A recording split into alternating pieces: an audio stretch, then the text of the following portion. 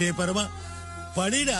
Hello guys, welcome back to my channel. இன்றைக்கி நம்ம என்ன டாபிக் பார்க்க போகிறோம் அப்படின்னா, எம்ப்ளாயபிலிட்டி ஸ்கில்ஸ். இந்த பேப்பரில் இருக்கிற unit 2 asking and responding to question. Asking and responding இதில் வந்து டூயல் ரோல் ரெண்டுமே இருக்குது. நம்ம ஒருத்தங்க கிட்ட கொஷின்ஸ் எதுக்காக கேட்குறோம், இல்லை கொஷின்ஸ் கேட்கும்போது அதுக்கு எப்படி ரெஸ்பாண்ட் பண்ணணும், எதுக்காக ரெஸ்பான்ஸ் பண்ணணும், இது எல்லாத்தையுமே பார்க்கலாம். First asking questions. எதுக்காகலாம் நம்ம கொஷின் கேட்குறோம் அப்படின்னா, ஒரு இன்ஃபர்மேஷன் நம்ம தெரிஞ்சுக்கிறதுக்காக. நம்மளுக்கு தெரியல அப்படின்னா அதை கிளாரிஃபை பண்ணிக்கிறதுக்காக தான் நம்ம கொஷின்ஸ் கேட்போம்.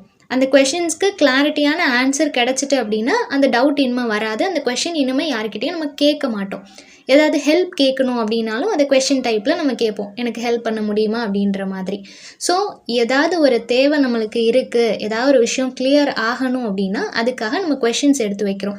சென்டென்ஸாக எழுதும்போது லாஸ்ட்டில் கொஷின் மார்க் வச்சு முடிக்கிறது எல்லாமே கொஷின்ஸ் அப்படின்னு சொல்கிறோம். Next response the question. ஒரு கொஷினுக்கு நம்ம ரெஸ்பான்ஸ் பண்ணும்போது அதை கேட்குறவங்களுக்கு ஒரு கிளாரிட்டி கிடைக்குது, அவங்களோட டவுட் கிளியர் ஆகுது.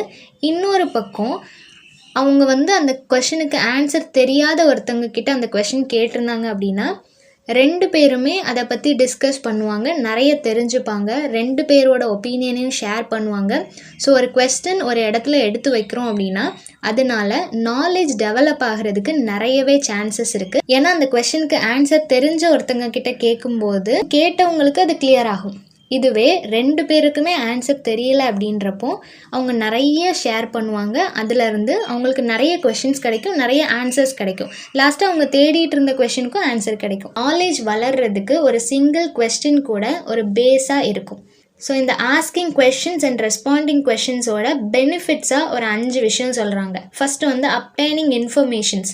நம்மளுக்கு வந்து ஒரு விஷயம் இல்லை ஒரு டாபிக் ஏதோ ஒன்றில் நம்மளுக்கு டவுட் இருக்குது, அதை பற்றி தெரிஞ்சுக்கணும்னு நினைக்கிறோன்னா நம்ம கொஷின் எடுத்து வைக்கிறோம். அதுக்கு ஆன்சர் பண்ணும்போது அந்த பர்டிகுலர் டாபிக் பற்றி நம்மளுக்கு இது வரைக்கும் ஐடியாவே இல்லைன்னாலும் அந்த கொஸ்டின் கேட்டதுக்கப்புறம் நம்ம வந்து ஒரு சின்ன விஷயம் கிளாரிஃபை பண்ணணும் அப்படின்னு சொல்லி கொஷின் கேட்போம்.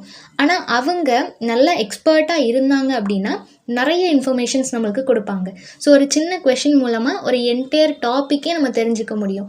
ஸோ எந்த விஷயத்துக்கும் ஸ்டார்டிங் பாயிண்ட்டாக நம்மளோட கொஷின் இருந்துச்சு அப்படின்னா நிறைய நாலேஜ் கெயின் பண்ணுறதுக்கு அது ஹெல்ப்ஃபுல்லாக இருக்கும். இப்போ கிளாஸில் டீச்சர் வந்து டீச் பண்ணுறாங்க, அப்போது எல்லாருக்கும் புரியணும் அப்படின்ற ஒரு பாயிண்ட் ஆஃப் வியூவில் தான் அவங்க டீச் பண்ணுவாங்க, கிளாரிட்டியோட டீச் பண்ணுவாங்க. ஆனால் யாராவது ஒருத்தங்களுக்கு ஒரு டவுட் இருக்கும், ஒரு கிளாரிட்டி வேணும் அப்படின்ட்டு இருக்கும். அந்த நேரத்தில் கொஸ்டின் கேட்குறதுக்கு ஹெசிடேட் பட்டுட்டு அவங்க கேட்காம இருந்தாங்க அப்படின்னா கண்டிப்பாக அவங்களுக்கு எப்போவுமே அந்த கிளாரிட்டி கிடைக்காது. மேபி அவங்க டீச்சர்கிட்ட கேட்குறதுக்கு ஹெசிடேஷனோடு இருந்தாங்க அப்படின்னா பக்கத்தில் இருக்க ஸ்டூடெண்ட்ஸ் கிட்ட கேட்கலாம்.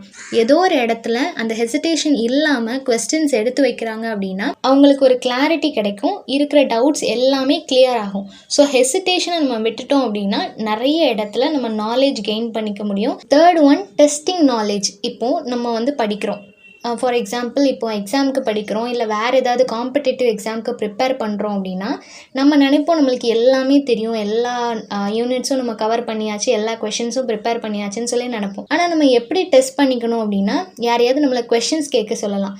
அவங்க ட்விஸ்ட் பண்ணி கேட்கும்போது நம்மளுக்கு அந்த கொஷனுக்கு ஆன்சர் தெரியாமல் போகலாம். இந்த மாதிரி நம்மளை செல்ஃப் எக்ஸாமின் பண்ணிக்கிறதுக்காக நம்மளோட நாலேஜ் எந்த லெவலில் இருக்குது, மெமரி பவர் எந்த லெவலில் இருக்குதுன்னு தெரிஞ்சுக்கிறதுக்காக கொஷின்ஸ் கேட்க சொல்லலாம்.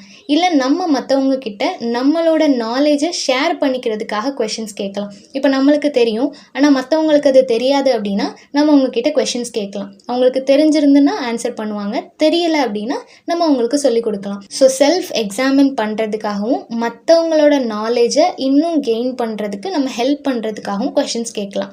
Next expressing interest. எக்ஸ்ப்ரெஸிங் இன்ட்ரெஸ்ட்னா இப்போது எந்த விஷயத்தில் நம்ம ஜாஸ்தி கொஷின் கேட்போம். இப்போ கிளாஸில் வந்து நம்மளுக்கு பிடிச்ச ஒரு ஆர் அப்படின்னா கண்டிப்பாக நம்ம அட்டென்டிவாக இருப்போம். அந்த பர்டிகுலர் சப்ஜெக்டில் நம்மளுக்கு ரொம்ப இன்ட்ரெஸ்டடாக இருக்கிறோம், இல்லை பர்டிகுலர் டாப்பிக்கில் நம்ம ரொம்ப இன்ட்ரெஸ்டடாக இருக்கிறோம் அப்படின்னா அதில் நிறைய டவுட்ஸ் ஆல்ரெடி நம்மளுக்கு இருக்கலாம், யார்கிட்டடா கேட்க நம்ம இருப்போம். அந்த டைமில் கிளாஸில் அந்த டாபிக் டீச் பண்ணும்போது கண்டிப்பாக நம்ம கண்டினியூஸாக நம்மளுக்கு இருக்கிற கொஷின்ஸ் எல்லாத்தையும் எடுத்து வைப்போம்.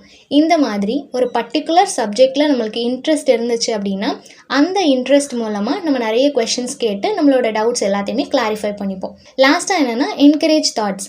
இப்போது சில பேர் இருப்பாங்க, அவங்களுக்கு நிறைய தாட் ப்ராசஸ் இருக்கும், நிறைய யோசிச்சு வச்சுருப்பாங்க. பட் அவங்களுக்கு யார்கிட்ட ஷேர் பண்ணுறதுன்னு தெரியாது, எப்படி மற்றவங்களுக்கு சொல்லி கொடுக்குறதுன்னு தெரியாது, இல்லை அதை பற்றின நிறைய டவுட்ஸ் இருக்கும், அதை யார்கிட்ட கேட்குறதுன்னு தெரியாது. இந்த மாதிரி இருக்கும்போது நம்ம அவங்க கூட கம்யூனிகேட் பண்ணணும், அவங்களுக்கு இருக்கிற டவுட்ஸ் எல்லாத்தையும் கிளாரிஃபை பண்ணணும். அட் த சேம் டைம் அவங்கக்கிட்ட நம்ம பேசும்போதே அவங்களோட தாட் ப்ராசஸ் என்னன்றது நம்மளுக்கு தெரிஞ்சிடும். அவங்கக்கிட்ட இருக்கிற இன்ஃபர்மேஷன் நம்மளுக்கு வேணும்னாலும், இல்லை நம்ம அவங்களுக்கு சில இன்ஃபர்மேஷன் சொல்லணுன்னாலும் பேசினா தான் தெரியும் இல்லையா? ஸோ நிறைய இன்ஃபர்மேஷன் இருக்கிற ஒருத்தங்க அதை எப்படி எக்ஸ்ப்ளோர் பண்ணணும்னு தெரியாமல் இருக்கிறாங்க அப்படின்னா அவங்கள என்கரேஜ் பண்ணணும். அவங்களோட தாட்ஸை வெளியே கொண்டு வர்றதுக்கு, அதை ஷேர் பண்ணுறதுக்கு நம்ம ஹெல்ப் பண்ணணும். அதுக்கு ஃபர்ஸ்ட் ஸ்டெப்பாக இருக்கிறது கொஷின்ஸ் கேட்குறது தான். கொஷின்ஸ் கேட்க ஸ்டார்ட் பண்ணோம் அப்படின்னா தான் ஒருத்தவங்களோட நாலேஜை நம்ம யூட்டிலைஸ் பண்ணிக்க முடியும். கொஷின்ஸ் அண்ட் ஆன்சர்னு சொல்லும்போது இதில் மோஸ்ட்லி கொஷின்ஸ் கேட்டால் மேபி டயலாக் ரைட்டிங் மாதிரி அவங்க ஏதாவது சிச்சுவேஷன்ஸ் கொடுத்து அதில் கொஷின் அண்ட் ஆன்சர்ஸ் கேட்கலாம். இல்லை அதை பற்றி டிஸ்கிரைப் பண்ணுங்கன்னு கேட்டால் நீங்கள் இது எல்லாத்தையுமே எழுதலாம். ஆனால் இந்த மாதிரி டயலாக் ரைட்டிங் மாதிரியோ இல்லை கொஷின் ஆன்சர் செஷன் மாதிரி ஏதாவது கேட்டாங்க அப்படின்னா அதுக்கேற்ற மாதிரி நீங்கள் எழுதணும். யாருக்கும் புரிஞ்சிருக்கோன்னு நினைக்கிறேன். நெக்ஸ்ட் என்ன டாப்பிக்கில் வீடியோ போடலான்னு சொல்லி கமெண்ட் பண்ணுங்கள். தேங்க்யூ ஃபார் வாட்சிங்.